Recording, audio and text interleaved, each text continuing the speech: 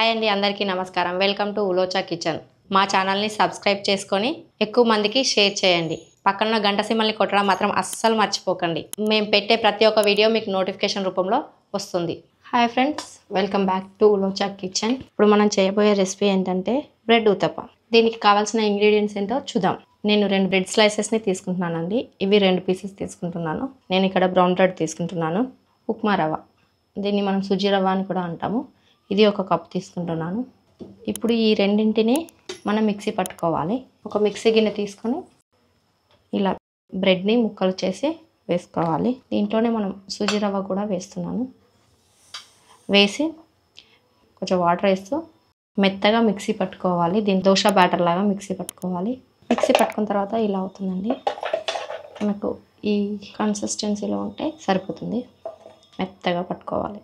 మనకు ఈ కన్సిస్టెన్సీలో వస్తే సరిపోతుంది. దీంట్లో కొంచెం రుచికి తగినంత సాల్ట్, చిటికెడు వంట సోడా కూడా వేస్తున్నాను. దీన్ని కలిపి ఒక 10-15 నిమిషాల పాటు నాననివ్వాలి.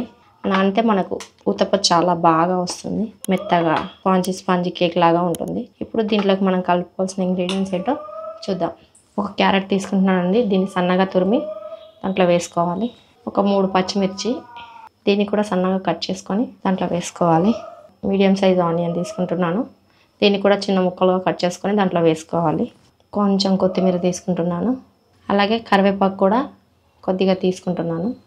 మనం ముందుగానే కలిపి పెట్టుకున్న బ్యాటర్ ఉంది కదండి, 15 నిమిషాల తర్వాత ఇదిగో ఇలా అవుతుంది. 15 నిమిషాల తర్వాత దీంట్లోకి మనం కట్ చేసి పెట్టుకున్న కొత్తిమీర,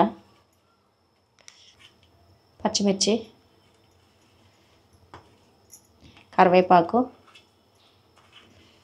క్యారెట్, అలాగే దీంట్లో బీట్రూట్ కూడా వేసుకోవచ్చు అండి. మనకు అందుబాటులో ఉన్న వెజిటేబుల్స్ ఏవైనా వేసుకోవచ్చు. ఆనియన్, కొద్దిగా జీలకర్ర కూడా వేస్తున్నానండి. ఇప్పుడు దీన్ని బాగా మిక్స్ చేసుకోవాలి. చూడండి ఎంత కలర్ఫుల్గా కనిపిస్తుందో, అంతే టేస్టీగా ఉంటుంది.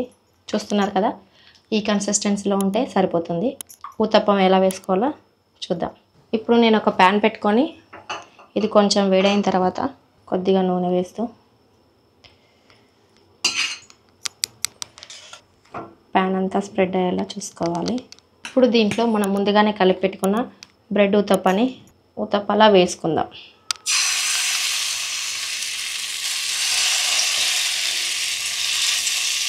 దీన్ని ఇంకేం స్ప్రెడ్ చేయకూడదండి. ఇలా ఉంచేసి పైనుంచి కొద్దిగా ఆయిల్ వేసుకొని మూత పెట్టుకొని ఒక 2 నిమిషాల పాటు మగ్గనివ్వాలి. నార్మల్గా మనము బ్రెడ్ అనగానే చాయ్లో తినడం, కాల్చుకొని తినడం చేస్తుంటాం కదా, అలా కాకుండా కొంచెం డిఫరెంట్గా తినడానికి చాలా ఇష్టపడతారు. దీనికోసం మనము ఎక్కువగా కష్టపడాల్సింది ఏమీ లేదండి. ఈవినింగ్ పిల్లలు వచ్చే ముందు ఒక ½ అన్ అవర్ టైం కేటాయిస్తే సరిపోతుంది. లేదు అంటే ఎవరైనా చుట్టాలు కొత్తగా వచ్చారనుకో, వాళ్ళకి ఇలాంటి డిఫరెంట్ టైప్ ఆఫ్ రెసిపీస్ చేసి పెడితే చాలా హ్యాపీగా ఫీల్ అవుతారు. మనం రెగ్యులర్గా ఉండే వంటలే కాకుండా ఇలా కొంచెం డిఫరెంట్గా ట్రై చేస్తే వాళ్ళు హ్యాపీగా ఫీల్ అవుతారు. ప్లస్ మనల్ని చాలా బాగా అప్రిషియేట్ చేస్తారు కూడా. ఒక 2 నిమిషాల తర్వాత ఇలా 2 వైపులా దోరగా కాలేంత వరకు వేపుకోవాలి. దీంట్లోకి చట్నీ అంటూ ఏం అవసరం లేదండి, డైరెక్ట్గా తినేయచ్చు. లేదా చట్నీయే కావాలనుకున్న వాళ్ళు పెరుగుతో తిన్నా బాగుంటుంది, అండ్ టమాటా పచ్చడితో తిన్నా కూడా బాగుంటుంది. పిల్లలు పెద్దలు తినొచ్చు. ఇలా 2 వైపులా ఈవెన్గా కాల్చుకొని ఇలా కలుపుతూ వేసుకోవడం వల్ల ఏంటంటే అన్నీ మిక్స్ అవుతాయి కాబట్టి టేస్ట్ బాగుంటుంది.